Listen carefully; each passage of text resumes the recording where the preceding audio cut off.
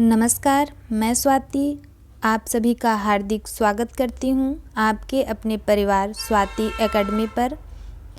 UPSI के विगत परीक्षाओं के प्रश्नों की जो श्रृंखला चल रही थी, आज उस श्रृंखला का यह तीसरा क्लास है। इसके पहले की 2 क्लासें चैनल पर उपलब्ध हैं, आप जाके देख सकते हैं। तो चलिए प्रश्न देखते हैं। इस श्रृंखला का आज यह पहला प्रश्न है। इनमें से कौन सी भाषा संस्कृत भाषा की अपभ्रंश है? संस्कृत भाषा की अपभ्रंश है। कौन सी भाषा है? ए ब्रजभाषा, बी पाली, सी खड़ी बोली, डी प्राकृत।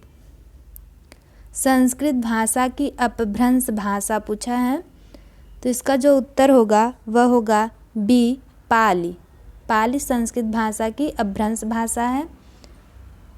और भाषा का विकास क्रम जो है वह कुछ इस प्रकार है।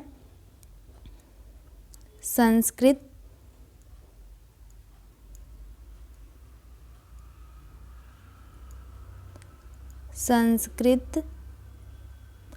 पाली,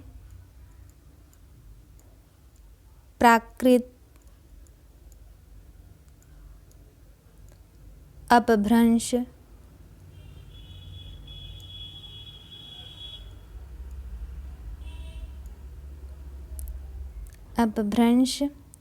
और अवहट्ट।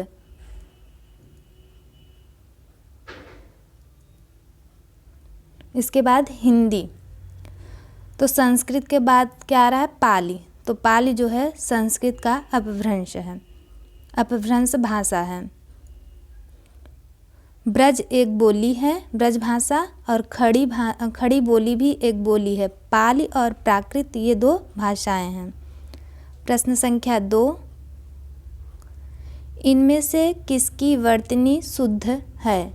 किसकी वर्तनी शुद्ध है पूछा है। ए संगीतज्ञ, बी संगीतय, सी संगीतज्ञ, डी संगीताम्य। इनमें से किसकी वर्तनी शुद्ध है? तो इसका जो उत्तर होगा वह होगा ए संगीतज्ञ। बाकी ये तीनों की वर्तनी शुद्ध नहीं है। प्रश्न संख्या 3, राजा का विलोम शब्द कौन सा होगा? ए रानी, बी प्रजा, सी रंक, डी सेनापति। राजा का विलोम,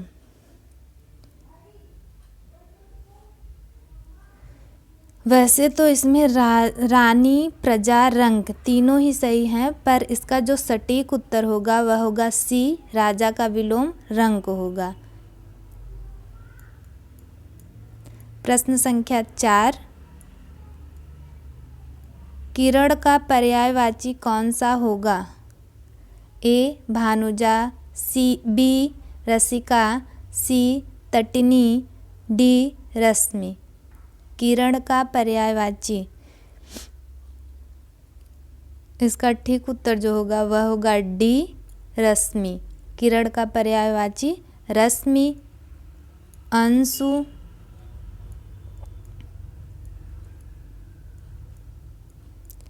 कर,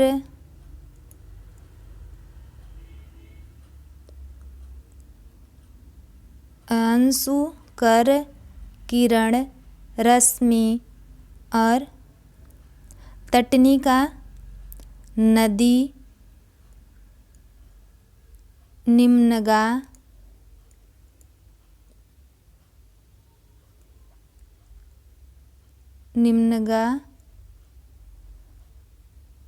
अपगा, ये नदी का होगा। और रसिका का जिह्वा,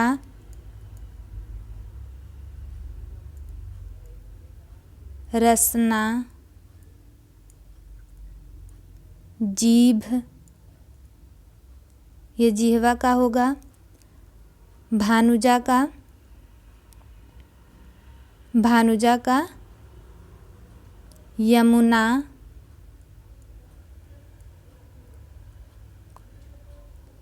अर्कजा,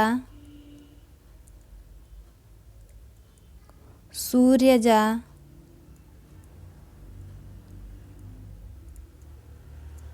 कालिंदी,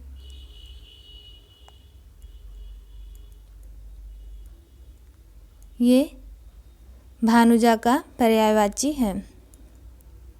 प्रश्न संख्या 5,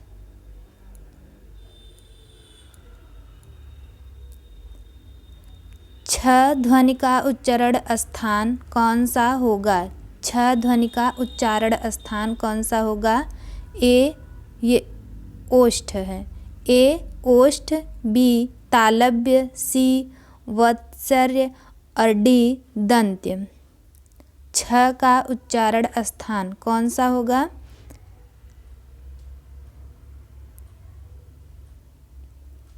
इसका जो उत्तर होगा वह होगा बी तालव्य। च वर्ग का उच्चारण स्थान तालव्य होता है, च वर्ग का।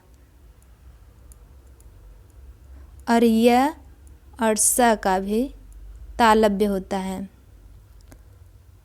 दंत्य त वर्ग का। ओष्ठ प वर्ग का होता है।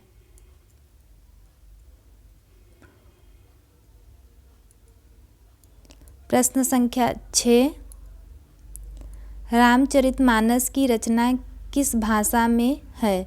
रामचरितमानस की रचना किस भाषा में है? ए अवधी, बी ब्रज, सी भोजपुरी, डी मागधी। तो इसका उत्तर जो होगा वह होगा ए अवधी। रामचरितमानस अवधी में लिखा गया है। यह तुलसीदास जी की रचना है।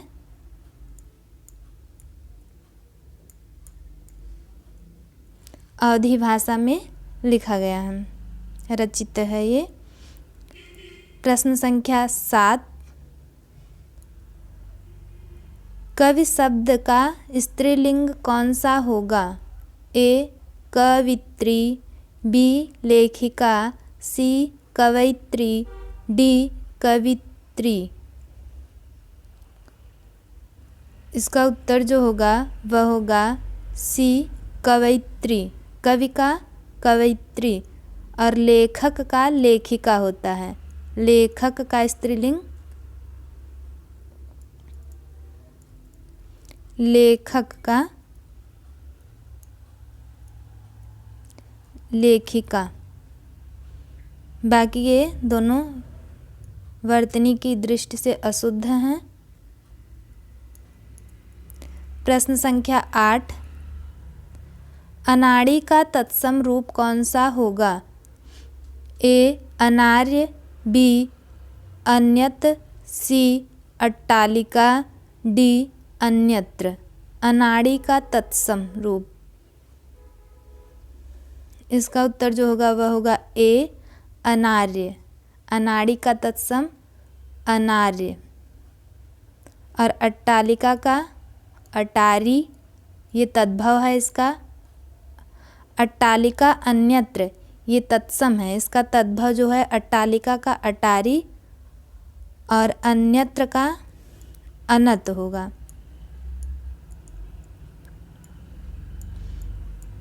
प्रश्न संख्या 9, व्यास का विलोम कौन सा होगा? व्यास का विलोम कौन सा होगा? ए संगीन, बी संश्लेषण, सी समास, डी संक्षेप। व्यास का विलोम कौन सा होगा?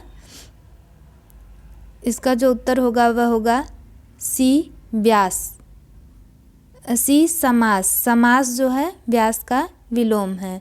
और संक्षेप का विस्तार। संक्षेप का विस्तार और संश्लेषण का विश्लेषण। संश्लेषण का विलोम विश्लेषण, संक्षेप का विस्तार और व्यास का समास। प्रश्न संख्या 10।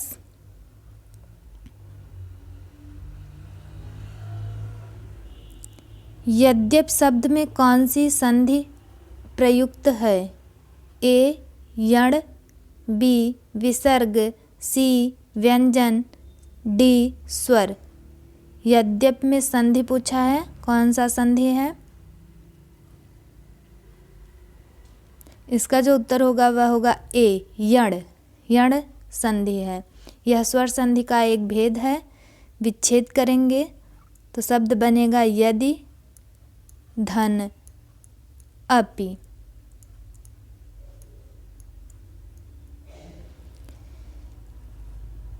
ह्रस्व या दीर्घ है।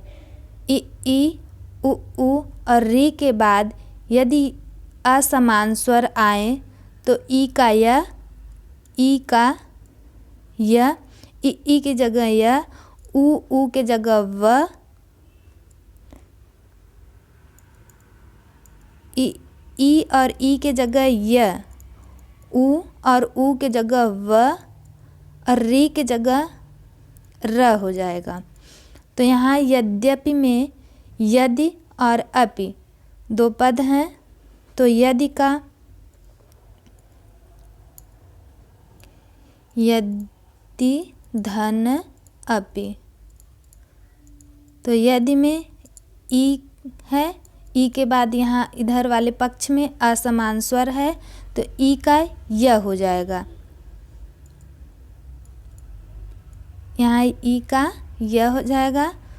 इसमें शब्द बचेगा य और ये द हलंत युक्त रहेगा और यहाँ अपि है। तो जब शब्द बनाएंगे तो बनेगा द और य मिलके द्य बन जाएगा और यह पहले इधर वाला है य और इसमें अपि आके जुड़ जाएगा, यद्यपि शब्द बनेगा, यद्यपि बनेगा। प्रश्न संख्या 11। सूर्योदय शब्द में कौन सी संधि प्रयुक्त है? ए दीर्घ, बी वृद्ध संधि और सी गुण संधि, डी यण संधि। सूर्योदय में कौन सी संधि प्रयुक्त है? ए दीर्घ संधि, बी वृद्ध संधि, सी गुण संधि, डी यण संधि। सूर्योदय में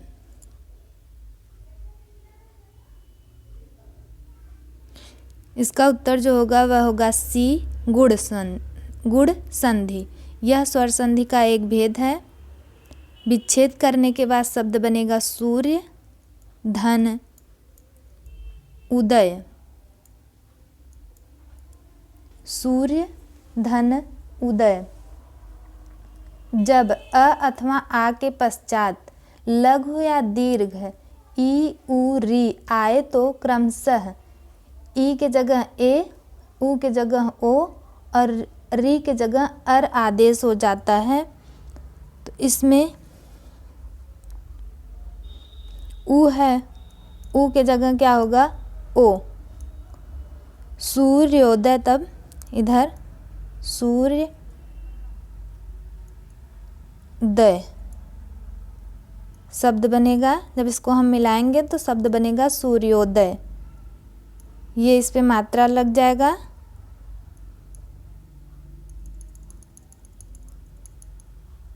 शब्द बनेगा सूर्योदय।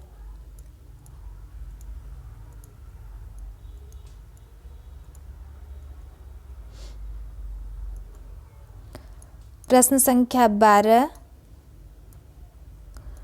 अधिकतर भारतीय भाषाओं का, यहाँ का एक ही में कर दिए हैं। अधिकतर भारतीय भाषाओं का विकास किस लिपि से हुआ है? ए ब्राह्मी, बी खरोष्ठी लिपि, सी कुटिल लिपि और डी शारदा लिपि। अधिकतर भारतीय भाषाओं का विकास किस लिपि से हुआ है? इसका उत्तर जो होगा वह होगा ए ब्राह्मी लिपि। भारतीय भाषाओं का विकास ब्राह्मी लिपि से हुआ है। ब्राह्मी लिपि बाएं से दाएं की ओर लिखी जाती है। यह मात्रात्मक लिपि है। प्रश्न संख्या 13, सदाचार शब्द में कौन सा उपसर्ग प्रयुक्त है? सदाचार शब्द में उपसर्ग पूछा है। उपसर्ग वह शब्दांश है जो शब्दों के पहले जुड़कर शब्दों में विशिष्टता लाता है। तो यहाँ इसका ऑप्शन है ए अव, बी सत, सी आचार, डी आ। सदाचार में कौन सा उपसर्ग है? इसका उत्तर होगा बी सत। सत धन आचार से मिलकर सदाचार शब्द बना है। इसमें सत उपसर्ग है। प्रश्न संख्या 14, कलम तोड़ मुहावरे का क्या अर्थ है? कलम तोड़ मुहावरे का अर्थ ए अच्छा लिखना, बी सही लिखना, सी ज़्यादा लिखना, डी बेकार लिखकर प्रायश्चित करना। कलम तोड़ मुहावरे का अर्थ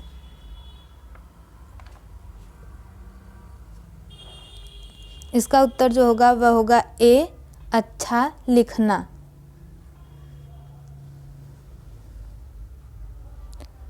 प्रश्न संख्या 15, सत्याग्रह शब्द का संधि विच्छेद कौन सा होगा?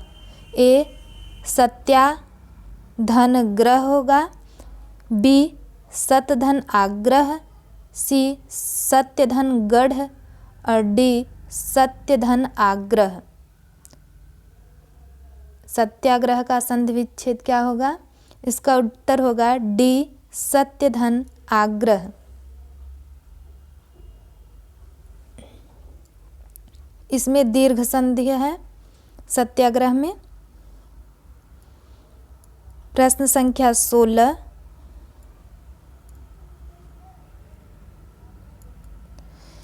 इनमें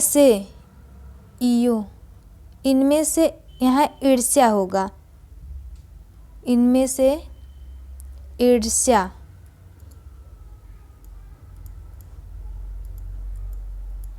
इनमें से ईर्ष्या का पर्यायवाची कौन सा होगा?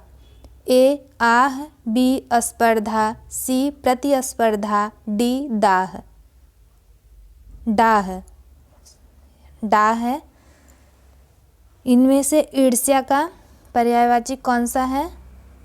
तो इसका उत्तर जो होगा वह होगा डी डाह। ईर्ष्या का पर्यायवाची है ये।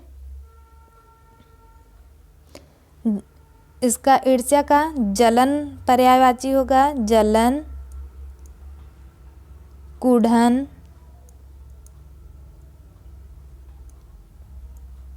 द्वेष,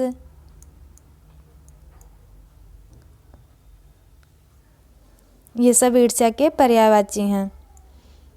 प्रश्न संख्या 17, फिर भी कुछ रह जाएगा कृति के रचनाकार कौन है? फिर भी कुछ रह जाएगा ये एक रचना है। इसके रचनाकार कौन है? ए नरेश मेहता, बी विश्वनाथ तिवारी, सी रमेश चंद्र शाह, डी मंगलेश डबराल। इसका उत्तर जो होगा वह होगा बी विश्वनाथ तिवारी।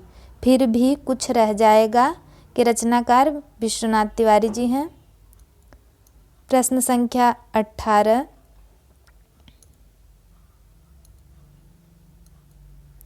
व्याप्त शब्द में कौन सी संधि है? ए गुड़, बी दीर्घ, सी अयादि, डी यड़। इनमें से कौन सी संधि है व्याप्त में?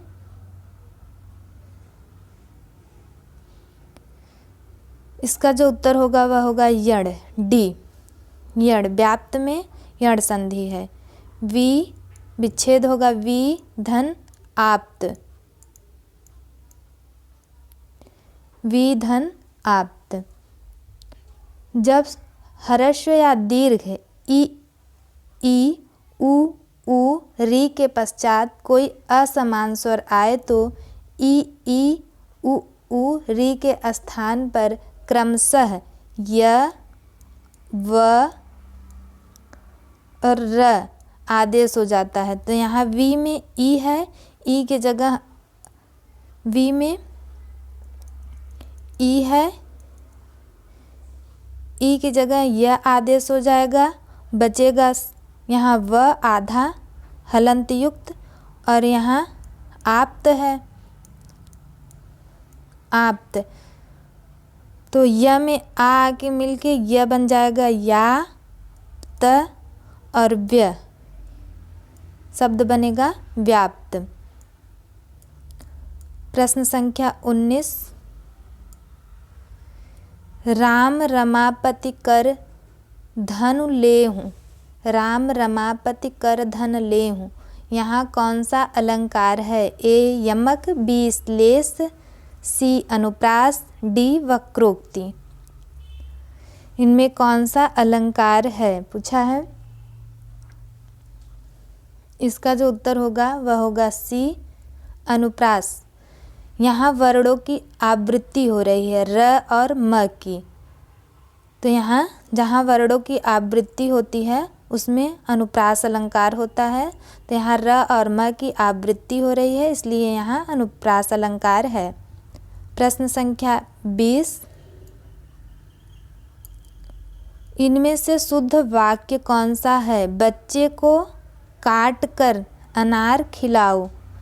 बी काट कर अनार बच्चे को खिलाओ। सी बच्चे को अनार काट कर खिलाओ।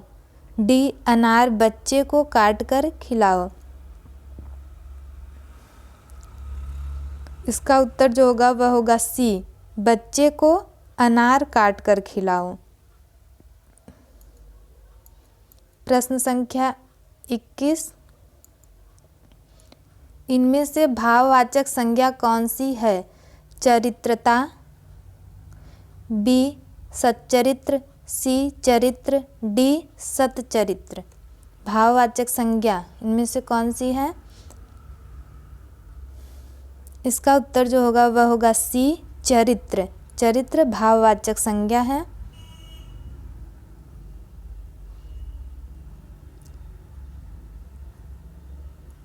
प्रश्न संख्या 22। इनमें से तद्भव शब्द का चयन कीजिए। ये आधा नहीं आधा है। आधा, ए आधा, बी कूप, सी व्योम, डी विद्या। तद्भव का चयन करना है। इनमें से कौन सा शब्द तद्भव है? ए आधा, बी कूप, सी व्योम, डी विद्या। तो इसका उत्तर जो होगा वह होगा ए आधा। आधा का तत्सम जो होता है वह होता है अर्ध।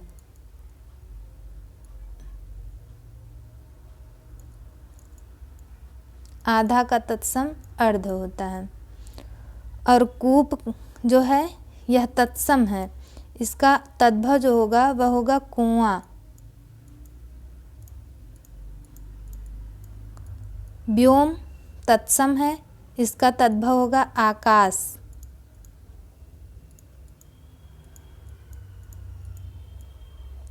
विद्या तत्सम है, इसका तद्भव होगा विद्या।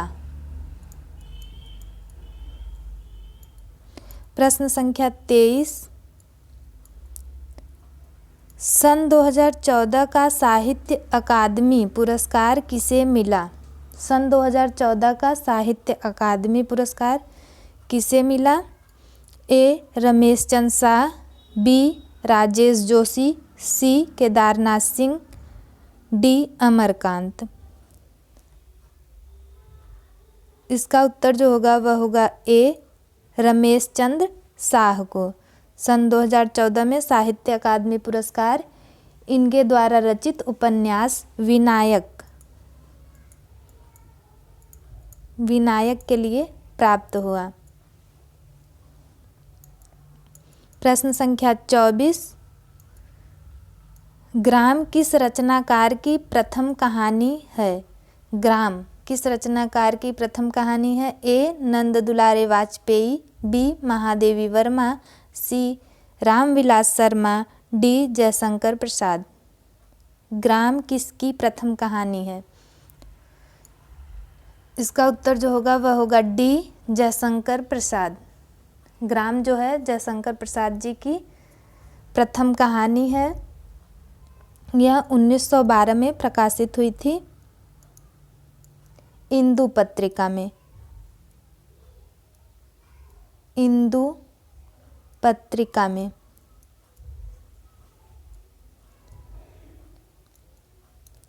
प्रश्न संख्या 25।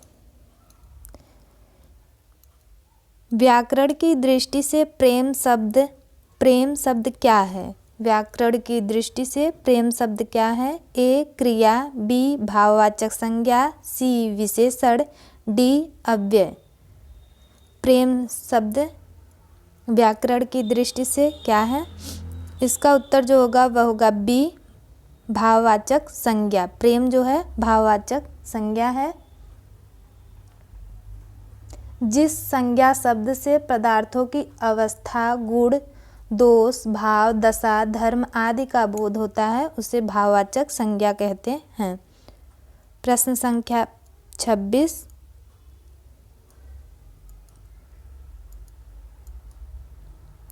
कृपा किस शब्द का ये विलोम है? कृपा किस शब्द का विलोम है? ए. कोप, बी. कटु, सी. क्रूर, डी. क्रोध। कृपा का विलोम पूछा है। इसका जो उत्तर होगा वह होगा ए. कोप। कृपा का विलोम कोप होगा। कटु का विलोम मधुर होगा। और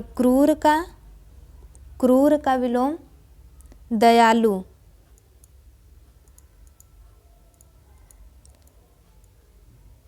क्रोध का क्षमा।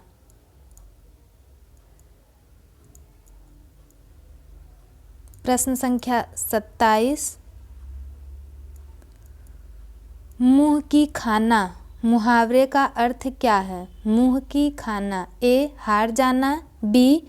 भोजन खा लेना, सी. भाग जाना, डी. गिर पड़ना। मुंह की खाना मुहावरे का अर्थ।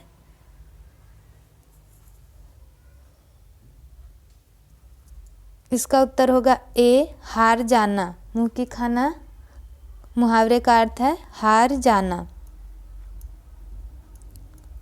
प्रश्न संख्या 28। नृत्य का तद्भव रूप कौन सा होगा? नृत्य का तद्भव। नृत्य जो है तत्सम शब्द है, इसका तद्भव क्या होगा? ए. नृत्य, बी. नाच, सी. नचाना, डी. नाचना। इसका उत्तर जो होगा वह होगा बी. नाच। नृत्य तत्सम है, इसका तद्भव जो होगा नाच होगा। प्रश्न संख्या 29।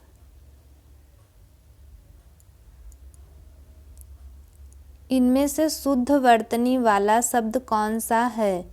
शुद्ध वर्तनी वाला शब्द। ए. अंतन, बी. अंतर्धान, सी. अंतर्ध्यान और डी जो है अंतःध्यान।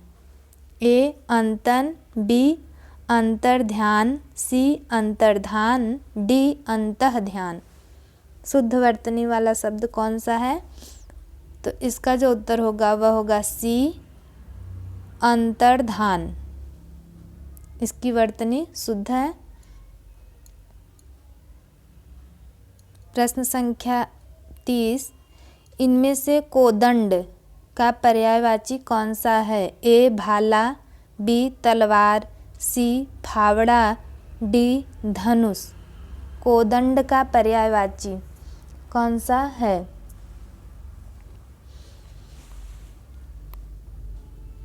इसका उत्तर जो होगा वह होगा डी. धनुष। कोदंड का पर्यायवाची धनुष है। और इसके पर्यायवाची हैं धनु, धनु, सरासन,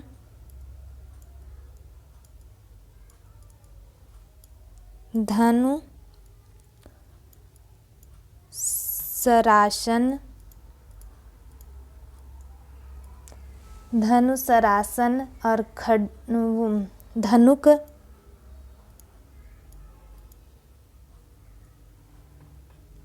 कमान,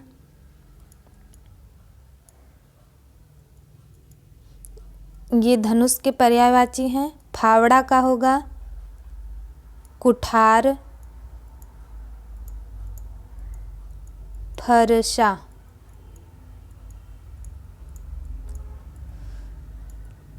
तलवार का पर्यायवाची होगा करवाल, करवाल, चंद्रहास,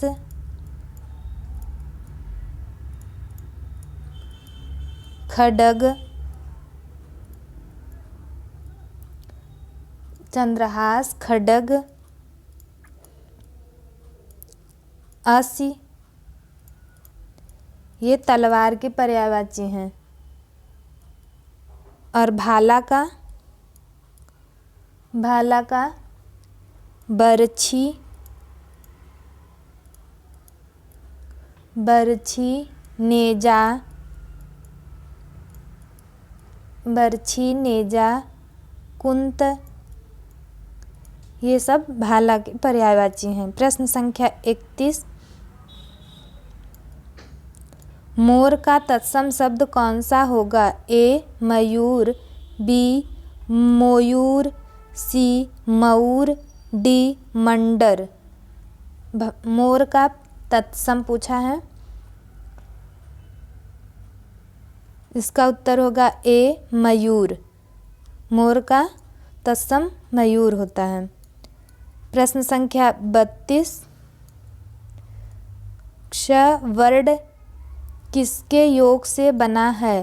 क्ष वर्ण किसके योग से बना है? ए क और छ से, बी क और क्ष से, सी क और मूर्धन्य श से, डी क और च से। क्ष वर्ण किसके योग से बना है? तो इसका उत्तर होगा सी, क और मूर्धन्य स से। ये संयुक्ताक्षर वर्ण हैं। संयुक्ताक्षर वर्ण 4 होते हैं।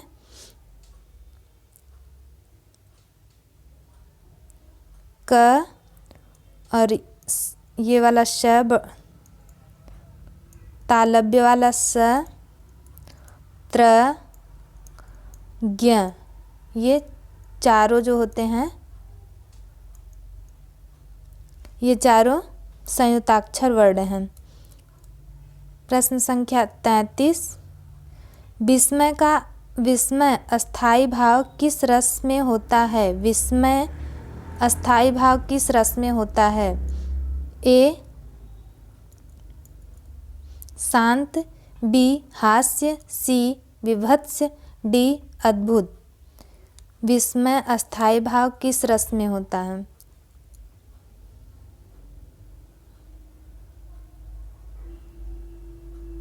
इसका उत्तर जो होगा वह होगा डी अद्भुत। अद्भुत का अस्थाई भाव विस्मय और शांत का निर्वेद। शांत का अस्थाई भाव निर्वेद। हास्य का हास, हास्य का अस्थाई भाव हास। विभत्स का जुगुप्सा, विभत्स का जुगुप्सा।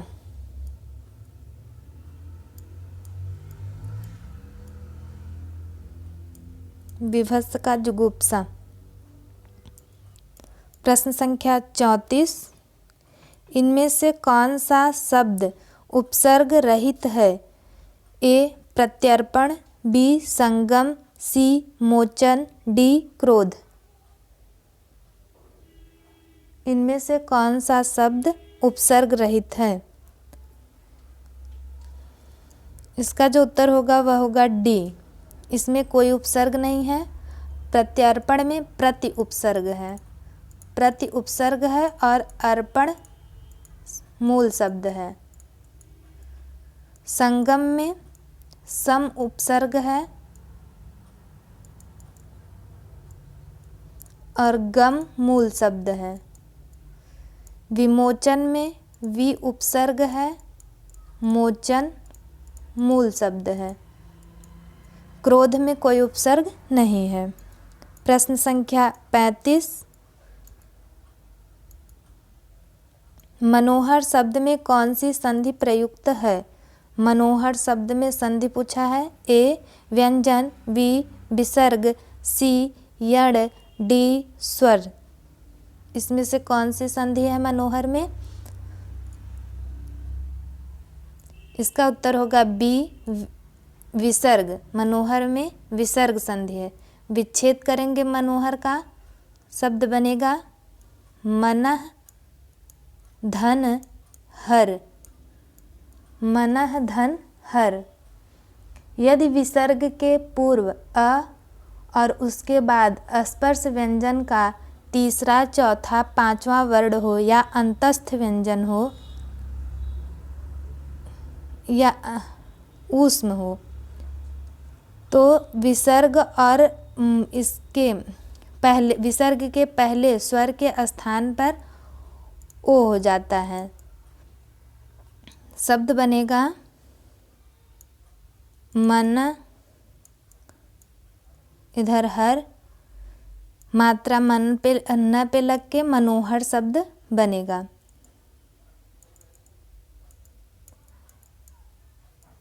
प्रश्न संख्या 36। शांत रस का अस्थायी भाव कौन सा है?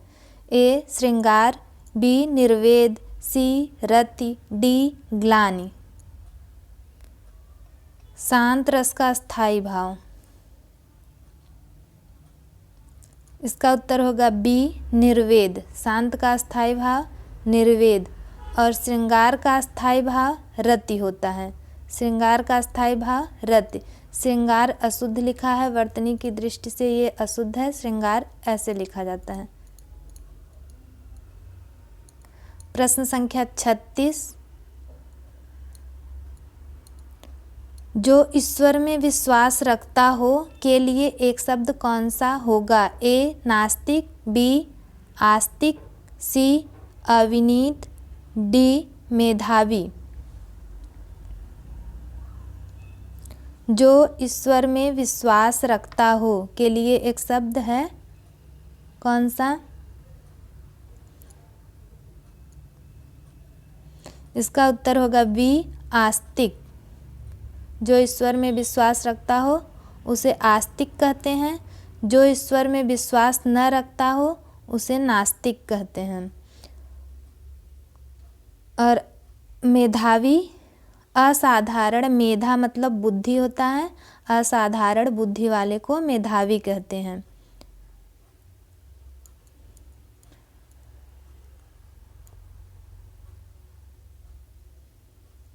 अनुच्छेद है, इसको पढ़ के उत्तर करना है। अनुच्छेद पढ़कर दिए गए सवालों के सही जवाब चुनिए। बातचीत करते समय हमें शब्दों के चयन पर विशेष ध्यान, यहाँ न होगा, विशेष ध्यान देना चाहिए क्योंकि सम्मानजनक शब्द उदात्त और यहाँ न होगा, महान बनाते हैं। बातचीत को सुगम एवं प्रभावशाली बनाने के लिए सदैव प्रचलित भाषा का ही प्रयोग करना चाहिए। अत्यंत साहित्यिक एवं क्लिष्ट भाषा के प्रयोग से कहीं ऐसा न हो कि हमारा व्यक्तित्व चोट खा जाए। बातचीत में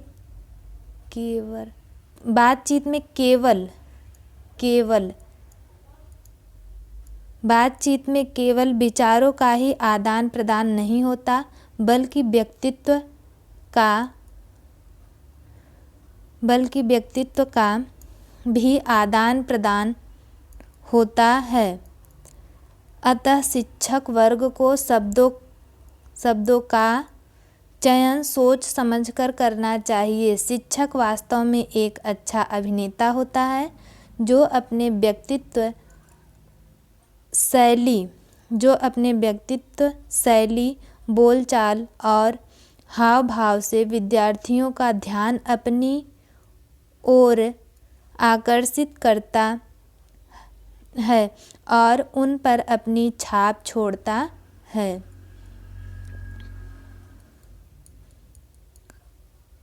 प्रश्न देखते हैं।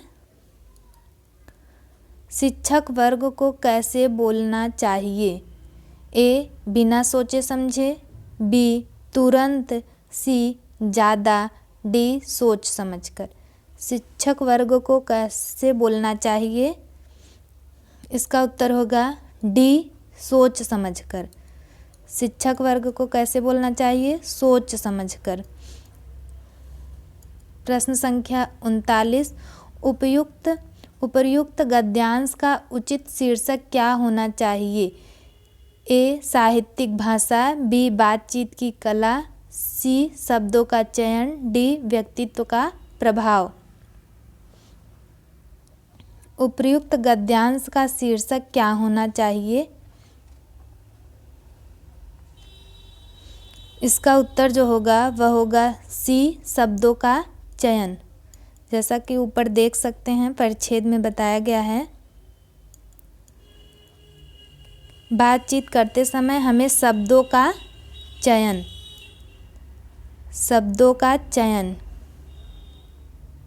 के चयन पर विशेष ध्यान देना चाहिए। इसका उत्तर होगा सी। प्रश्न संख्या 40। बातचीत में किसका आदान प्रदान होता है? विचारों एवं अभिव्यक्ति का। बी. भाषा का। सी. विचारों का। डी. व्यक्तित्व का। बातचीत में किसका आदान प्रदान होता है? इसका उत्तर होगा ए. विचारों एवं व्यक्तित्व का। बातचीत में विचारों एवं व्यक्तित्व का आदान प्रदान होता है। इसी के साथ 40 प्रश्न समाप्त होते हैं। धन्यवाद।